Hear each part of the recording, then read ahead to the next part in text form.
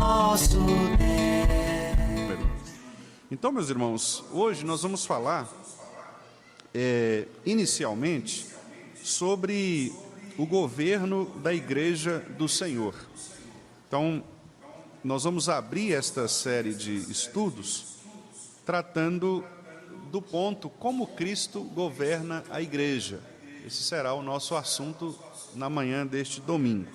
Então, nós falaremos especialmente sobre o governo de Jesus Cristo, o modo como nosso Senhor escolheu dirigir e governar a sua igreja, o seu povo, o seu corpo. E para isso, nós vamos inicialmente então orar mais uma vez, pedindo a instrução do Senhor, a iluminação do Senhor sobre nós, para que possamos fazer isto com a devida reverência e a compreensão da sua palavra. Vamos orar mais uma vez, meus irmãos. Pai Santo, nós te agradecemos pelo privilégio, pela oportunidade que o Senhor nos dá nesta manhã de podermos estudar acerca deste tema tão profundo, tão precioso, que é o modo como o teu Filho Jesus Cristo, que é o Senhor da Igreja, o Supremo Pastor, o modo como ele governa a Igreja do Senhor, o corpo que é dele mesmo, o corpo de Cristo, também chamado de a família de Deus, o lugar onde os eleitos do Senhor, que são chamados no devido tempo pelo Teu Santo Espírito, se reúnem para glorificar o Teu nome, para aprenderem de Ti por meio da ministração de Tua palavra, para se alimentarem do Senhor por meio da ceia do Senhor, bem como também para usufruírem do benefício de terem comunhão uns com os outros. Que o Senhor, ó Pai, nos ajude a compreendermos o modo como o Senhor mesmo determinou que o Teu povo fosse governado a partir do reinado de Teu Filho Jesus Cristo sobre nós. Abra, portanto, Senhor, os nossos corações para que possamos entender a ministração de Tua palavra, os textos que vamos ler aqui, bem como também, ó Pai, que o Senhor nos ajude a tirarmos quaisquer dúvidas que porventura possam surgir, a eliminarmos, ó Deus, quaisquer tipos de barreiras que porventura possamos ainda cultivar em nossos corações, para que a instrução de Tua palavra possa florescer em nós e assim também produzir frutos constantes, frutos que de fato possam resultar, ó Pai, numa igreja forte, numa igreja sustentada pelo Senhor, que caminha conforme o Teu querer e que também, ó Pai, em nome do Teu Filho, honre e glorifique o Senhor em todas as coisas. Que o Senhor nos ajude, Pai Santo, dando-me clareza na comunicação, bem como também, ó Pai, compreensão aos meus amados irmãos, para que todos nós sejamos edificados pelo Senhor nesta manhã. É o que te pedimos em nome de Jesus. Amém. Muito bem, amados irmãos. Então, eu gostaria de, inicialmente, convidar os irmãos para lermos como texto de abertura a carta de Paulo aos Efésios, no capítulo 2. Nós não vamos fazer a exposição de um texto bíblico especificamente, nós vamos mencionar vários outros textos, mas eu gostaria que os irmãos abrissem nesse texto específico para que possamos tê-lo como texto base nesta manhã e que os irmãos possam guardá-lo também nos corações, né, para que ao longo de nossas exposições sempre possamos trazê-lo à memória. Então, carta de Paulo aos Efésios, no capítulo 1,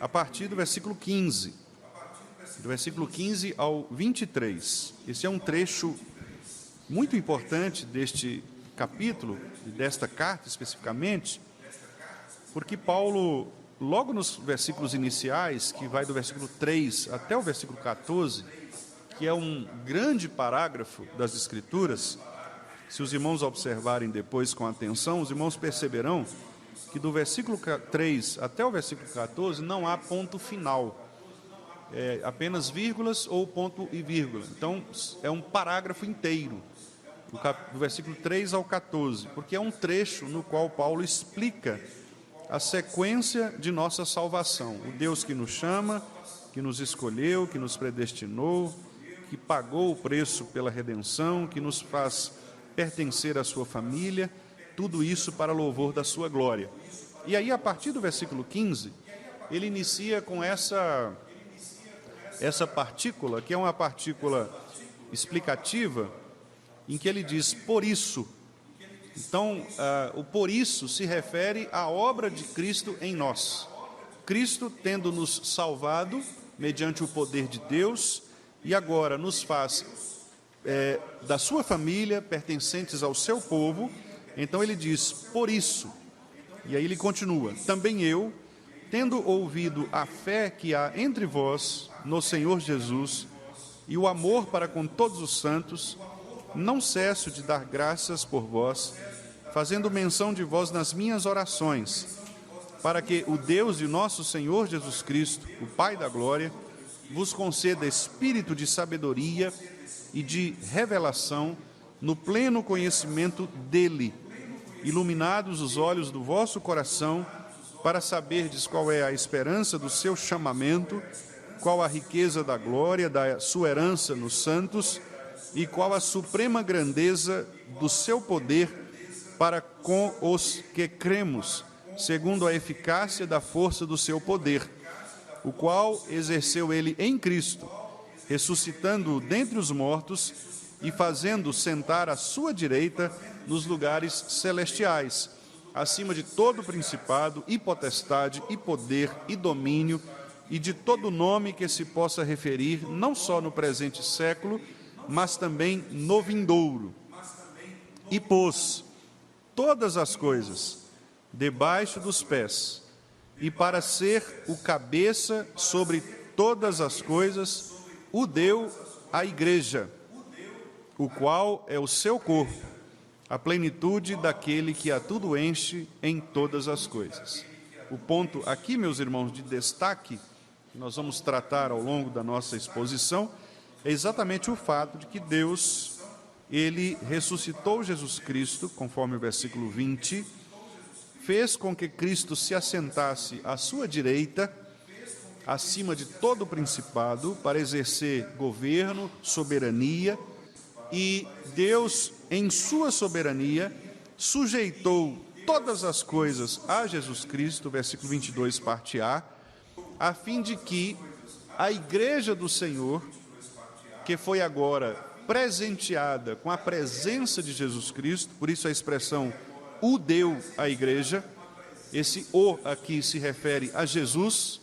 Então, Deus Pai deu Jesus Cristo à igreja, para que a igreja se constitua no seu corpo, versículo 23, a fim de que na igreja a plenitude de Cristo Jesus seja conhecida.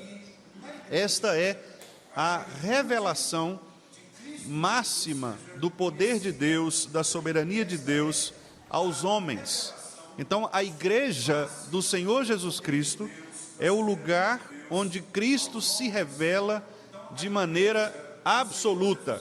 Em nenhum outro lugar nós encontraremos a plena revelação do Senhor. É na igreja que nós encontramos esta revelação. Por isso Paulo ora no versículo 17, para que Deus nos conceda espírito de sabedoria e de revelação no pleno conhecimento dele. Dele quem? Jesus Cristo.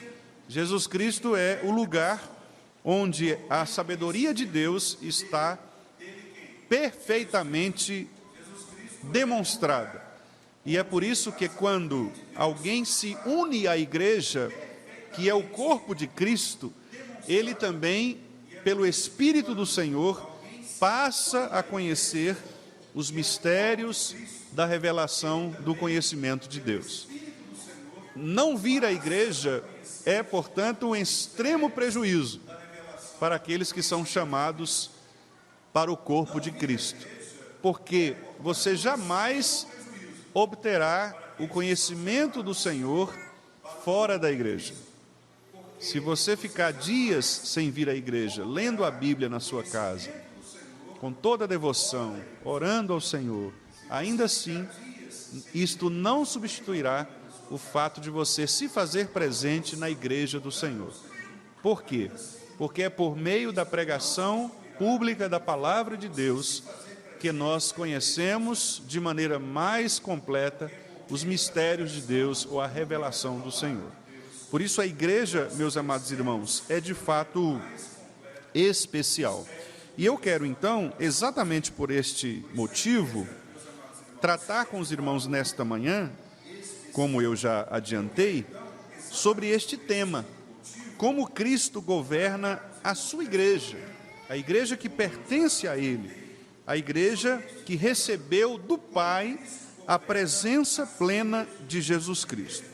Então, meus irmãos, eu tenho aqui um material que eu produzi recentemente a respeito deste assunto, e por vezes eu farei aqui a leitura de algum parágrafo, de alguma citação.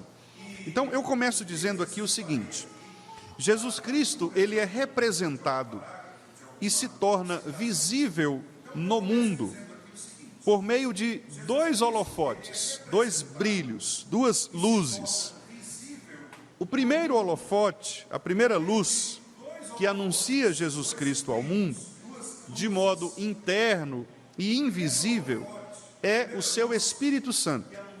O Espírito é quem testemunha a verdade divina nos corações e nas consciências dos homens.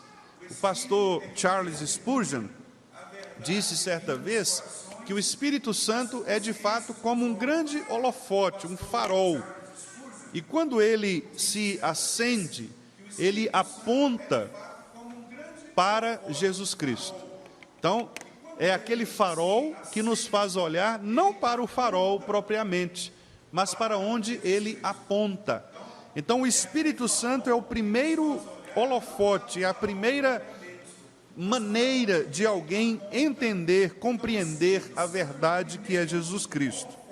E a segunda maneira, ou o segundo holofote, o segundo farol que aponta Jesus Cristo no mundo, é a igreja. Enquanto o Espírito é este farol interno que vem sobre nós pelo poder de Deus, a igreja é o farol externo, é o modo como as pessoas veem Jesus Cristo. Por isso nós usamos aquela palavra testemunho, que é uma palavra muito importante no meio cristão. Testemunho não é apenas alguém vir à frente da igreja e contar algum tipo de milagre, alguma bênção que ele tenha recebido. Mas testemunho é o viver diário do servo de Deus, que agora é comissionado para representar a igreja do Senhor. Então, nós somos chamados na Bíblia de embaixadores. O embaixador é aquele que representa o seu país numa terra estrangeira. Então, é alguém que viaja para outro país para representar o seu país.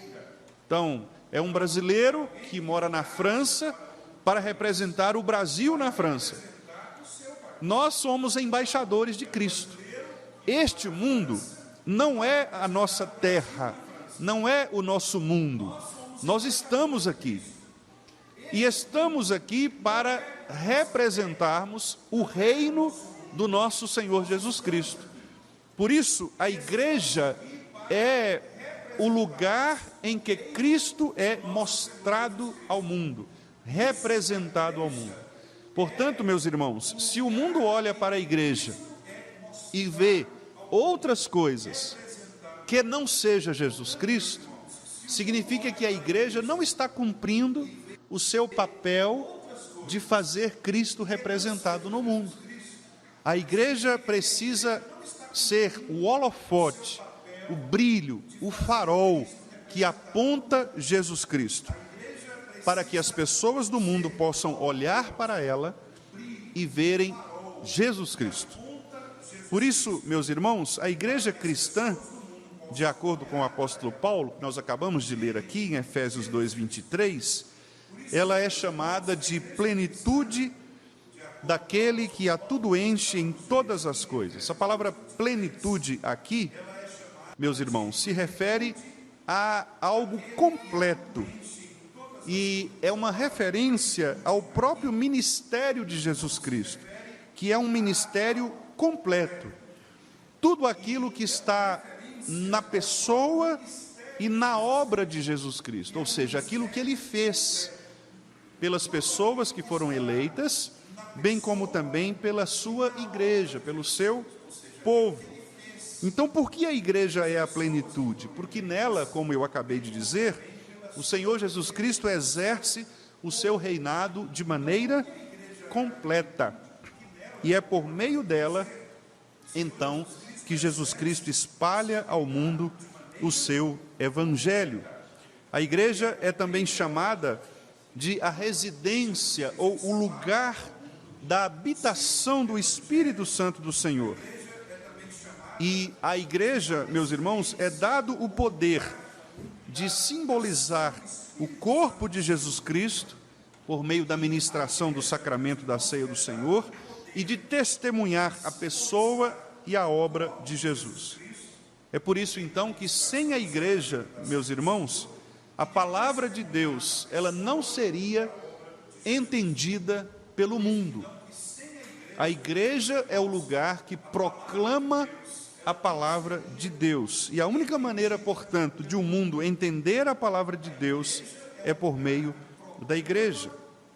Sendo, então, a habitação do Espírito Santo, a igreja, ela é o lugar visível da revelação do Senhor.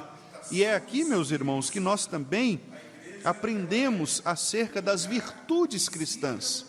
É aqui que nós exercitamos o fruto do Espírito, o amor, alegria, longanimidade, benignidade, fidelidade, mansidão, domínio próprio. O fruto do Espírito é demonstrado no corpo, é na igreja que nós somos, então, nutridos, municiados desses benefícios espirituais.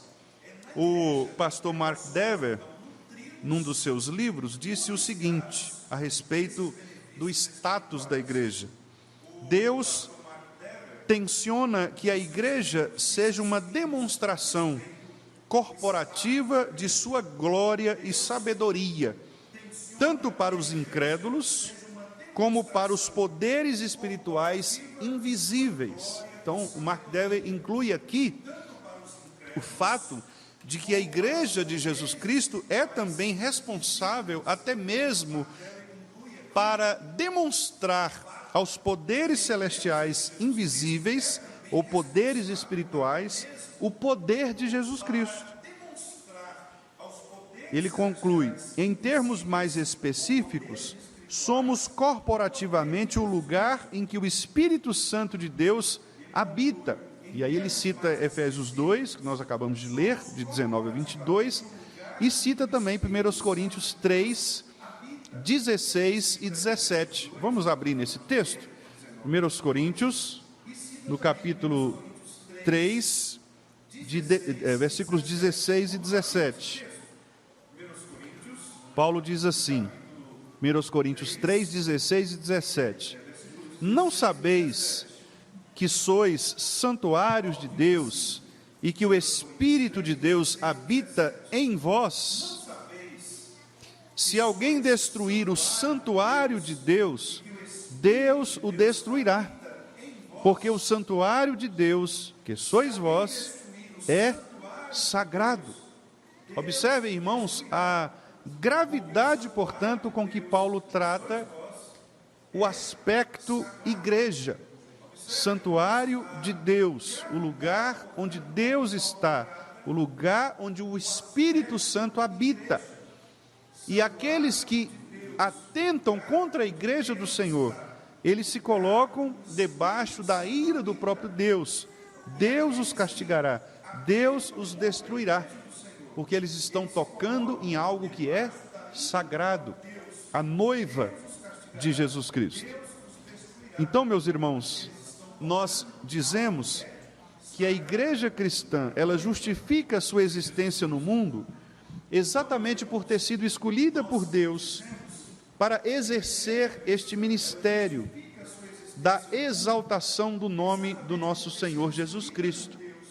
A igreja não é uma empresa, embora ela tenha aspectos administrativos que exijam um tratamento civil, mas ela não é uma empresa. A igreja não é um clube social beneficente, uma ONG, por exemplo, para promover trabalhos sociais. A igreja não é uma espécie de um resort espiritual para que as pessoas possam, aos finais de semana, curtir um momento diferente. A igreja não é nem mesmo um refúgio para pessoas que queiram fugir do mundo. Mas a igreja existe para revelar o caráter de Deus na pessoa e na obra de Jesus Cristo, por meio da genuína pregação do Evangelho e da restauração dos eleitos. Portanto, a igreja do Senhor, meus amados irmãos, como afirmou os nossos irmãos na confissão belga, ela existe desde o princípio do mundo e existirá até o fim, o que é evidente do fato de que Cristo é um rei eterno e que sem súditos ele não o pode ser. Essa santa igreja é preservada e mantida por Deus contra o furor do mundo inteiro, mesmo que ela, às vezes, por algum tempo, aparente ser muito pequena e, na opinião dos homens, talvez reduzida a nada, como durante o perigoso reinado de Acabe, quando, no entanto, Deus guardou para si 7.000 homens que não tinham dobrado os seus joelhos a Baal. Esse é o texto da Confissão Belga, de 1561, quando aqueles nossos irmãos declararam que a igreja existe e existirá, porque Cristo, que é o Senhor da igreja, é eterno. Então, meus irmãos, todas as ações da igreja devem ser direcionadas para aquilo que é ordenado por Deus em sua palavra e que resultará, ao final, na visibilidade da glória de Deus. A igreja, portanto, não deve se silenciar, omitindo-se de sua importantíssima tarefa, que é anunciar o governo de Jesus Cristo sobre todas as coisas. Então, meus irmãos, é aqui, no corpo de Cristo, a igreja, que Deus torna a sua verdade mais cristalina e poderosa. É por isso que em 1 Timóteo, capítulo 3, versículo 15, vamos abrir esse texto também, meus irmãos? 1 Timóteo 3,15, é um outro termo utilizado por Paulo para se referir à igreja. 1 Timóteo 3,15. Paulo, instruindo este jovem pastor, Timóteo, disse a ele o seguinte, vamos ler o 14 também, para que possamos entender o sentido de todo o versículo. Escrevo-te estas coisas, esperando e ver-te em breve, para que, se eu tardar, fiques ciente de como se deve proceder. Observe, irmãos, na casa de Deus, que é a igreja do Deus vivo, coluna e baluarte da verdade. Paulo chama a igreja de três coisas aqui, ou de três características. Primeiro, casa de Deus. A igreja, portanto, ela não pertence a pessoas. A casa é de Deus. E todos nós aqui, quando vamos à casa de alguém, nós respeitamos aquela pessoa, os seus costumes, os seus gostos, a disposição dos seus móveis, nós respeitamos. Do mesmo modo, devemos respeitar a casa que não é nossa, ela é de Deus. É Deus quem estabelece as regras para a sua igreja, portanto. E Paulo também diz que esta igreja ela é coluna e baluarte da verdade. A palavra usada, irmãos, por Paulo aqui para baluarte, que é o grego hedraioma, indica algo firme, permanente, similar ao trono do próprio Deus. Vamos ver um texto em que esta mesma raiz, ela é utilizada no hebraico. Está lá em Salmo 92, Salmo 92, no versículo 2. Vejam os irmãos que lá aparece também uma expressão quanto à firmeza do trono de Deus. Salmo 92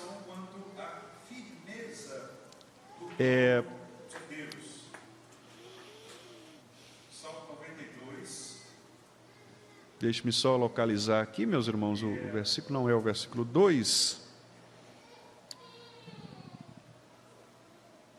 Deixe-me só localizar aqui, meus irmãos, o versículo não é o versículo 2. Salmo 92.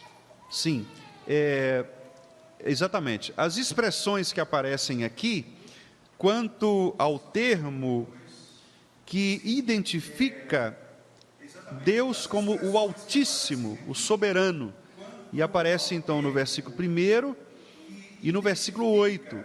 Nós até citamos aqui na quinta-feira, né, no estudo bíblico, quando diz assim: bom é render graças ao Senhor e cantar louvores ao teu nome, ó Altíssimo. E depois no versículo 8, tu, porém, Senhor, és o Altíssimo. E aqui a expressão, meus irmãos, utilizada, eu comentei isso também na quinta-feira, é a mesma expressão que se refere ao trono dos deuses falsos. É uma referência a Baal. E o termo, então, o texto faz uma espécie de ironia com Baal, ou com os deuses falsos, porque aquele que era chamado de Altíssimo, na verdade não é Altíssimo. Altíssimo é somente um, que é Deus. Portanto, a ideia aqui é indicar um trono ocupado por alguém que é todo-poderoso e um trono firme e permanente. E somente o trono de Deus pode ser assim. Há um autor que trata sobre também a igreja, o Alexander Strout. Ele diz o seguinte, que proteger o rebanho inclui a procura de ovelhas perdidas, desgarradas, um aspecto crítico do pastoreio que muitos pastores de igrejas têm negligenciado. Além disso, proteger o rebanho envolve a disciplina do pecado, a admoestação do comportamento inapropriado e atitudes repreensíveis. Por que esse destaque é feito aqui? Porque diante do baluarte da verdade, este é o destaque de Paulo, onde a verdade de Deus habita, não deve haver, portanto, irmãos, pecado, indisciplina, comportamentos inapropriados, atitudes repreensíveis. Por quê? Porque a igreja é a casa de Deus. E sendo, portanto, a casa de Deus, ela deve ser cuidada, meus irmãos, do modo como Deus quer, do modo como Deus ordena em sua palavra. Pastor João Calvino, comentando esse texto de 1 Timóteo 3,15, quando Paulo afirma que a igreja é coluna e baluarte da verdade, o pastor Calvino afirmou que a igreja é chamada coluna da verdade porque, entre aspas, o ofício de ministrar a doutrina que Deus pôs em suas mãos, nas mãos da igreja, é o único meio para a preservação da verdade. E ele continua: se não houver ensino público do Evangelho, se não houver ministros piedosos que por sua pregação resgatem a verdade das trevas, as falsidades, os erros, as imposturas, as superstições e a corrupção de toda sorte, assumirão imediatamente o controle. Então, meus irmãos, a igreja é o lugar onde a verdade do Senhor deve ser sustentada e anunciada. Então eu digo aqui o seguinte, que por essa razão, tanto cada membro individualmente, quanto o corpo de Cristo coletivamente, deve ter sua doutrina e sua prática decorrentes das Escrituras. Porque se a igreja é edificada unicamente por Cristo, prescrever o modo como ela deve ser edificada é também uma prerrogativa de Cristo, por meio de sua santa palavra. Então é por isso, meus irmãos, que a igreja não deve permitir nenhuma prática, quer seja individual ou coletiva, que não cumpra o seu propósito final, que é ser testemunha da pessoa e da obra de Jesus. Entre aspas, oferecendo por intermédio dele, graças a Deus Pai, conforme Paulo escreve em Colossenses 3,17.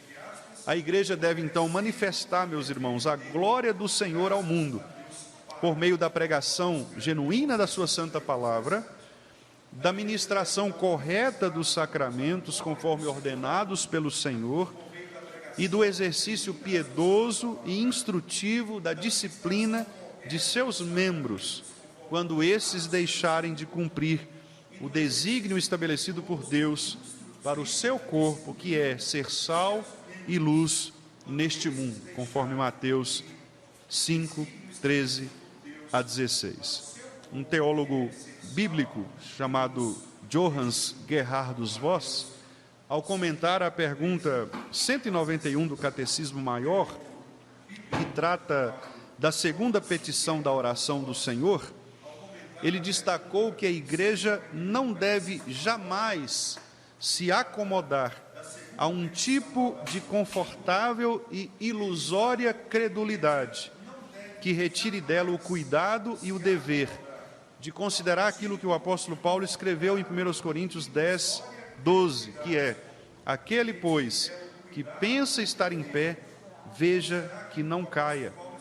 O Gerhard Voss ainda apontou, meus irmãos, a razão pela qual a igreja do Senhor Jesus Cristo precisa ser purificada e reformada constantemente da corrupção, da doutrina, do culto, do governo, da disciplina, das tendências retrógradas que permanentemente causam corrupção na igreja. E então, por isso, pastores, presbíteros, membros de uma igreja local não devem jamais se sentir santos e seguros o bastante a ponto de negligenciarem esta disciplina. Gerhard Voss escreveu assim ao comentar o Catecismo Maior.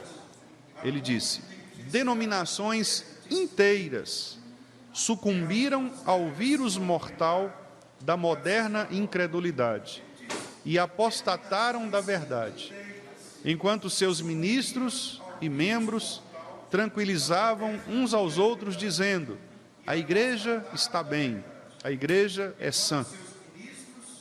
É uma tremenda presunção afirmar que determinada denominação seja tão saudável que não somente não há, como também jamais haverá, nenhum modernismo nela, embora já se tenha ouvido essa declaração num tribunal eclesiástico. Devemos estar sempre em guarda contra o fermento da corrupção. Precisamos orar sempre para que a igreja seja guardada e purificada da corrupção. Portanto, meus irmãos, como permitir que haja manchas nessa igreja? E aí eu cito Paulo em Romanos, capítulo 2, versículo 23, quando ele diz: tu, que te glorias na lei, desonras a Deus pela transgressão da lei? Então, meus irmãos, nós entendemos aqui que a igreja do nosso Senhor Jesus Cristo deve de fato ser tratada como o lugar mais especial, mais puro, o lugar onde o Espírito Santo do Senhor está, onde ele cumpre o seu ministério, que é evidenciar Jesus Cristo ao mundo. E é por essa razão, meus amados irmãos, que quando a igreja se reúne para escolher homens para governá-la, é necessário que nós tenhamos o máximo de cuidado para que, ao colocarmos sobre a igreja pessoas devemos escolhê-las de acordo com a vontade do Senhor e não de acordo com a nossa vontade, porque a igreja é de Deus e por esta razão Deus deve determinar aqueles que serão seus regentes, aqueles que estarão debaixo da sua verdade, debaixo da sua doutrina, a fim de que eles possam honrar o Senhor em tudo o que fizerem, para que eles possam representar como embaixadores do Senhor esta igreja que é de Deus. Então, por isso, o Senhor chama certos homens para que eles possam exercer a soberania na igreja, para governarem a igreja, para liderarem a igreja. E ele chamou, meus irmãos, primeiramente os apóstolos, depois estes apóstolos, então, ordenaram que se escolhessem homens piedosos, homens santos, para que pudessem continuar o trabalho de liderança sobre o corpo de Deus, sobre o corpo de Cristo. E por esta razão, o governo de presbíteros, especialmente, deve ser, meus amados irmãos, observado nas Escrituras Sagradas. E por esta razão o apóstolo Paulo disse que este governo é um governo sobremodo excelente. Este ministério, esta vocação é sobremodo excelente, porque este ministério é um ministério dado pelo Senhor, dado por Deus. É, de fato, um ministério sagrado, meus amados irmãos. E tanto aqueles que exercem este ministério, quanto aqueles que são responsáveis por escolherem aqueles que exercerão este ministério, devem se colocar, então, debaixo da autoridade do Senhor, para que, mediante as instruções dadas pela palavra, eles possam, então, cumprir, assim, meus amados irmãos, o desejo do dono da igreja, que é Jesus Cristo. Um autor chamado James Bannerman, num tratado que escreveu a respeito da igreja, ele disse assim a respeito da origem e fonte do poder da igreja. Ele disse: a igreja, como sociedade, deve sua origem a Cristo. Ela deriva dele o seu governo e também os seus ministros, aqui se referindo aos oficiais. Recebe dele, de Cristo, as suas leis e a sua constituição. Extrai dele, de Cristo, a sua influência espiritual e sua graça. Aceita de sua mão as suas ordenanças e as suas instituições, que são aqui as ordenanças sagradas, os sacramentos, e as instituições, que são os trabalhos oficiais, são os ofícios instituídos por Cristo. Ela age em nome dele e é guiada em seus procedimentos pela autoridade dele. Por isso, meus irmãos, de fato nós reafirmamos: só Cristo é Senhor da igreja. Eu escrevi aqui o seguinte: a igreja não pode pertencer a pessoas, mas a Cristo somente. Esse é um princípio inegociável, porque significa afirmar que toda a autoridade da igreja pertence a Cristo e deve ser exercida conforme sua vontade e determinação por meio de sua palavra. Por isso, o poder da igreja é distintamente mais sublime do que qualquer outro poder. Não existe sociedade humana, por mais elevada e bem estruturada que seja, que tenha leis e estatutos, princípios e juízos tão excelentes quanto o povo de Deus. Moisés, por exemplo, meus irmãos, lá em Deuteronômio, capítulo 4, vamos ler este texto, versículos 7 e 8. Ele relembra o povo de Israel a respeito da sublimidade dos mandamentos e da lei do Senhor. Deuteronômio 4, versículos 7 e 8.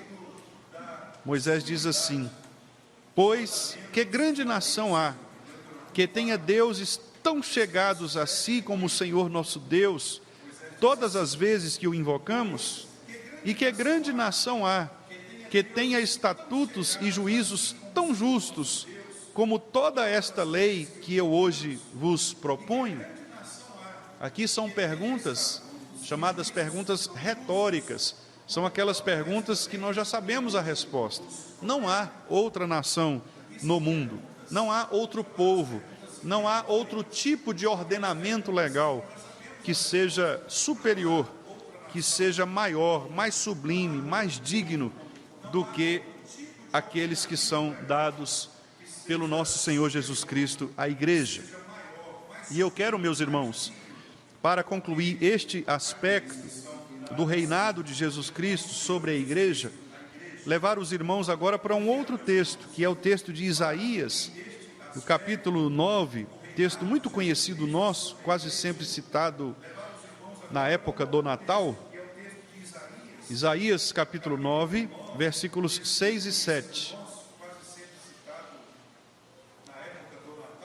O texto diz assim: porque um menino nos nasceu, um filho se nos deu, o governo está sobre os seus ombros, e o seu nome será Maravilhoso Conselheiro, Deus Forte, Pai da Eternidade, Príncipe da Paz, para que se aumente o seu governo e venha paz sem fim sobre o trono de Davi e sobre o seu reino, para o estabelecer e o firmar mediante o juízo e a justiça, desde agora e para sempre.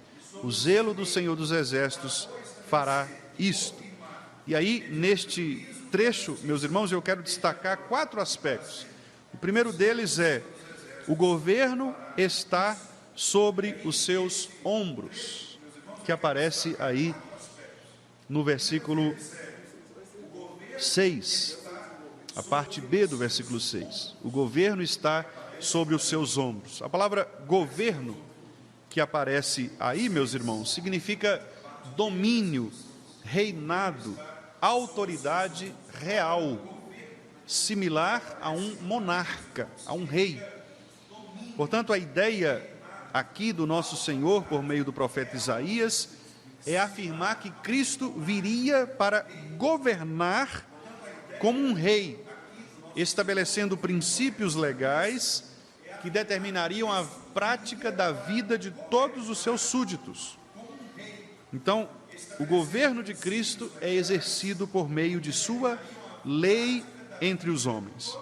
O Catecismo de Heidelberg, em sua pergunta 54, declara o seguinte: creio que o Filho de Deus, desde o início até o fim do mundo, reúne, defende e preserva para si mesmo, pelo seu Espírito e por sua palavra, dentre toda a raça humana, uma igreja escolhida para a vida eterna, composta de pessoas que concordam quanto à verdadeira fé, e que eu sou e serei para sempre um membro vivo dessa igreja.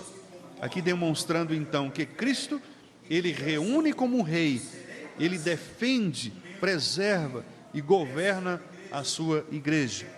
O segundo aspecto que eu quero destacar neste texto de Isaías é o que se aparece aí na parte A do versículo 7, para que se aumente o seu governo.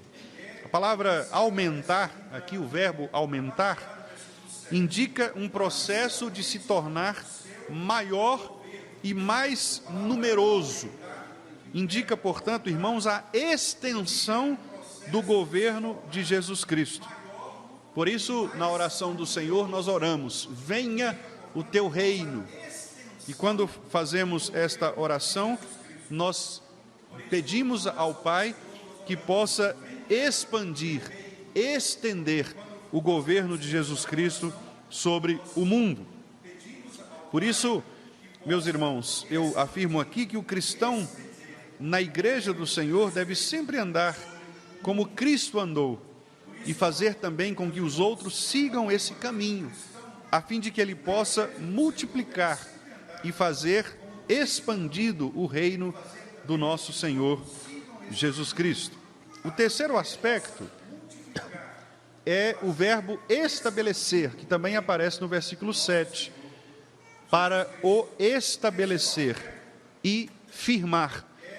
Dois verbos aqui que indicam, meus irmãos, a ideia de manter, sustentar, decretar, instituir, manter sobre um alicerce. Portanto, a ideia aqui é que Cristo, ele cria suas próprias leis, como rei que é, como governador que é, e estabelece as suas leis como fundamento da igreja. E por isso ele estabelece e firma a sua constituição legal, o seu governo sobre as suas próprias leis. E em quarto e último lugar, a expressão o zelo do Senhor dos Exércitos fará isto. A palavra zelo, meus irmãos, indica aqui um sentimento de intenso fervor da parte de Deus em Cristo para chegar ao objetivo pretendido. A ideia, portanto, é que Cristo, ele cumprirá o desígnio determinado por Deus. Ele não abandonará a sua igreja, ele não desistirá do percurso. E é por essa razão que as portas do inferno não prevalecem contra a igreja. Alguns irmãos interpretam equivocadamente esse texto, pensando que a igreja, estando no mundo, ela sofre a pressão do inferno. E a ideia equivocada é como se a igreja estivesse se defendendo dos ataques inimigos, e a igreja vai resistir à pressão do inferno. Mas o texto, irmãos, é exatamente o oposto disso. A ideia do texto é que a igreja é que está avançando, a igreja é que está dando passo de guerra, e o inferno está sendo pressionado, levado para o seu devido lugar. A igreja marcha sob a autoridade do grande rei, que assentado no trono, define os caminhos da igreja, e ela então marcha, como Moisés estava ali, tendo Faraó vindo por trás, o mar à sua frente, e ele então orou ao Senhor: Senhor, o que vamos fazer? E Deus então disse: o que eu disse? Por que clamas a mim? Diga aos filhos de Israel que marchem. E então o povo de Deus começou a marchar, o mar se abriu, o povo passou e o inferno caiu. É assim que funciona a igreja do Senhor. A igreja anda, a igreja marcha, a igreja não para, meus irmãos, para observar aquilo que o inferno está fazendo ao seu redor. A igreja permanece igreja, independente de qual governo humano está estabelecido. A igreja não é governada por homens, ela é governada pelo nosso Senhor Jesus Cristo, e ela permanecerá marchando adiante. Ela permanecerá no seu caminho, porque quem manda a igreja seguir é Cristo, não são homens. A igreja, portanto, não precisa temer a qualquer dos homens, porque qualquer dos homens pode, no máximo, matar o nosso corpo, mas nenhum deles pode matar a nossa alma. Cristo, ao contrário, matará. Só a igreja pode declarar publicamente quem pertence ao corpo de Cristo. Nenhum homem, portanto, pode, meus irmãos, declarar-se pertencer a Deus sem que a igreja do Senhor Jesus Cristo faça isso. Orações que são feitas pelos nossos governantes, sem a autoridade da igreja do Senhor, sem que essas pessoas sejam professas e reconhecidas pelo povo de Deus, são agressivas a Deus. Só a igreja pode declarar o poder espiritual. Terceiro aspecto, a igreja tem autoridade para reunir e unir em comunhão todos aqueles que professam o nome do Senhor. Nenhuma outra associação humana pode fazer isso. Nenhuma outra. Quarto aspecto, o poder que Jesus conferiu à igreja para expulsar do seu meio qualquer pessoa que prejudique a unidade, a paz, a honra e o testemunho do nome do Senhor. É a aplicação da disciplina eclesiástica. Só a igreja pode fazer isso. Quinto e último, a igreja recebeu do Senhor a autoridade para supervisionar, guiar, governar, dirigir e pastorear os seus membros. Só a igreja pode fazer isso.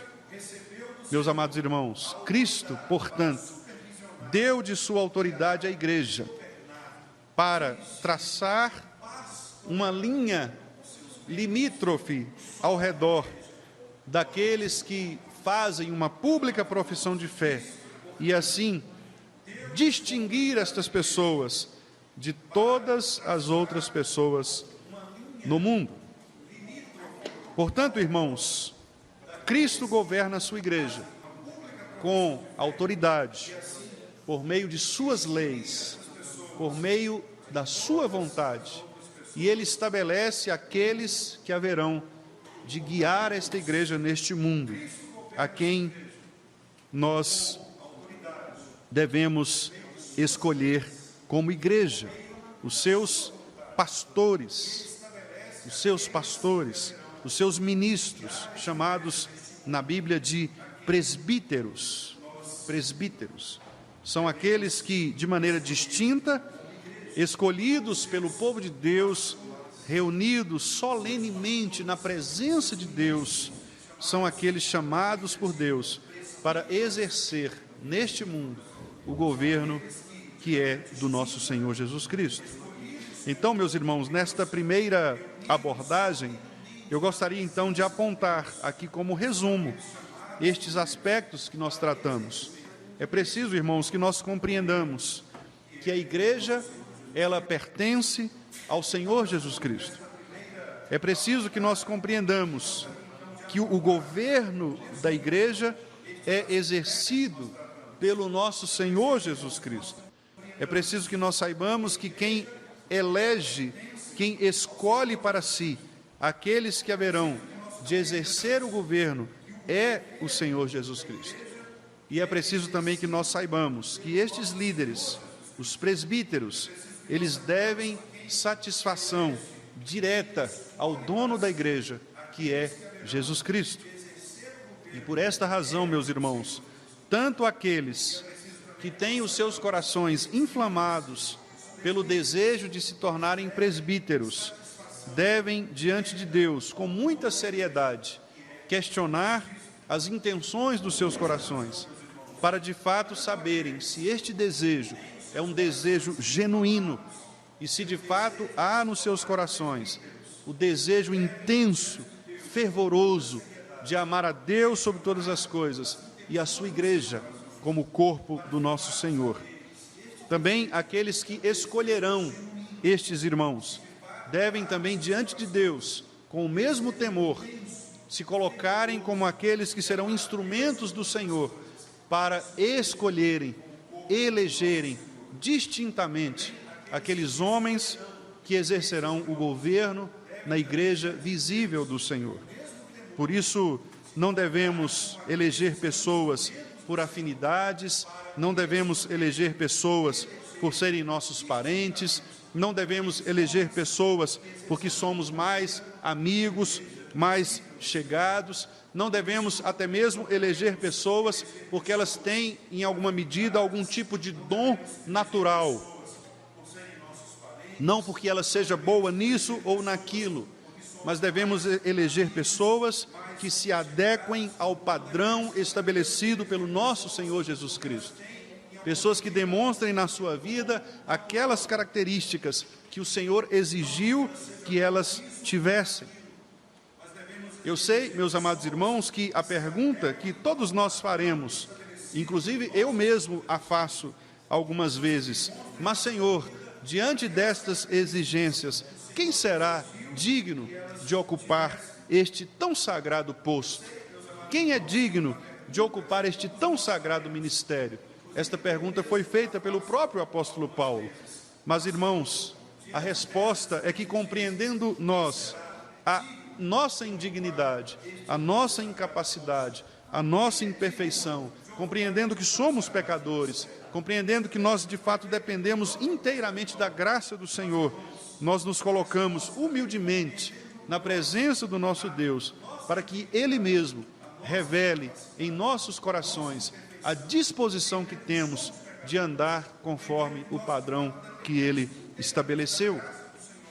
Por isso, meus irmãos, nós não estamos aqui exigindo pessoas perfeitas do ponto de vista humano. Não pregamos perfeccionismos, muito menos legalismos espirituais. Mas nós queremos, irmãos, que pessoas piedosas, verdadeiramente crentes, pessoas que dispõem os seus corações para a obra do Senhor, que estão dispostas a sofrer perseguições, críticas, ofensas, que estão dispostas a carregar o peso e, se necessário for, em caso de perseguição à igreja, serão estas as pessoas que se colocarão nos primeiros lugares para serem mortas a fim de defender os pequeninos do corpo do Senhor. Se formos perseguidos fisicamente, serão os nossos presbíteros, serão os pastores do rebanho de Deus que deverão ir à frente para entregarem suas próprias vidas, para poupar o maior número possível daqueles que são ovelhas do Senhor. A pergunta, portanto, é: quais de nós estamos dispostos a caminhar sob esse preço, esse peso de glória que está sobre nós? Essa distinção. Qual de nós é capaz de ser considerado como irrepreensível nesta luta contra o pecado, contra as falsas doutrinas? Portanto, meus amados irmãos, com humildade e temor em nossos corações, devemos orar ao nosso Deus, a fim de que Ele mesmo escolha aqueles que serão dignos de ocuparem tão digna posição de ofício na igreja do Senhor, para serem por Ele mesmo sustentados, providos, encorajados a permanecerem nesta luta.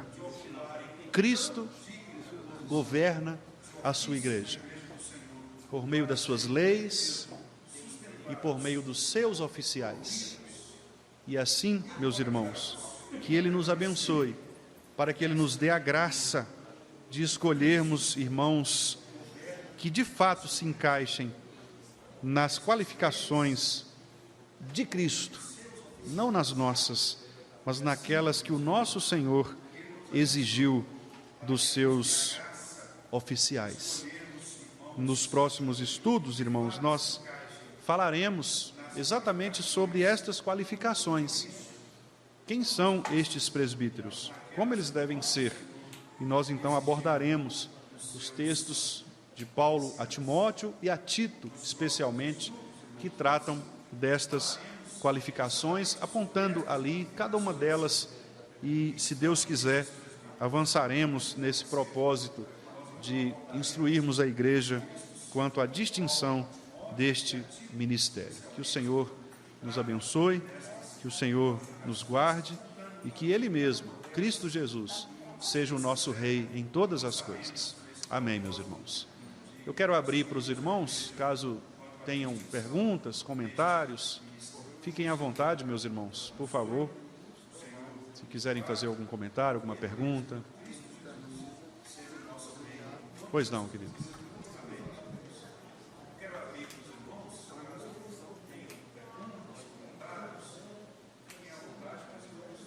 Sim.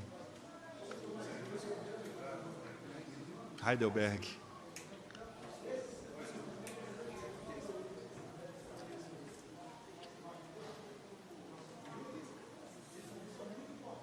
Sim.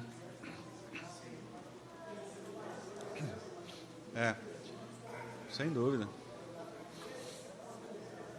Na verdade, irmão Ronaldo, eles não a Igreja Presbiteriana do Brasil, ela adotou como sistema de doutrina os chamados padrões de Westminster, que são a Confissão de Fé, o Breve Catecismo, o Catecismo Maior e o Diretório de Culto. Mas ela reconhece a existência de outros padrões reformados. O Catecismo de Heidelberg, a Confissão Belga, os Sínodos de Dort, os Cânones de Dort, né, foram documentos produzidos também na época da Reforma, ou pós-Reforma, e são adotados, inclusive, por igrejas na Europa, né? Então, as igrejas holandesas, alemãs, esses símbolos são chamados de formas de unidade, né? Então, os nossos irmãos lá adotam esses símbolos, o Catecismo de Heidelberg, a Confissão Belga, os Cânones de Dort, né? E outros documentos reformados. Quase sempre eu cito bastante esses documentos, porque são também símbolos de fé reformados, né? E como o irmão disse, nos ajuda muito também no estudo da doutrina. Então, embora a nossa igreja ela adote o Westminster, ela reconhece os demais símbolos, né, reformados também. Algum outro comentário, irmãos? Pergunta? Fiquem à vontade, por favor. Não se constranjam, não, para perguntar, até porque eu penso que é um tema que, de fato, não é de muita importância para a vida da igreja. Então, se houver alguma pergunta que os irmãos queiram fazer, fiquem à vontade. Essa é a hora. Não? Ok. Então, se porventura houver outras perguntas depois, em particular, né, fiquem à vontade também para procurar o pastor. Estarei disposto para responder aos irmãos, né, o que for necessário responder. Tá bom, meus irmãos? Às vezes você não quer fazer a pergunta aqui em público, não tem problema. Pode me procurar privadamente e eu terei prazer de, sabendo, né, obviamente, responder a pergunta dos irmãos. Que Deus, então, nos abençoe. Vou retornar para o André.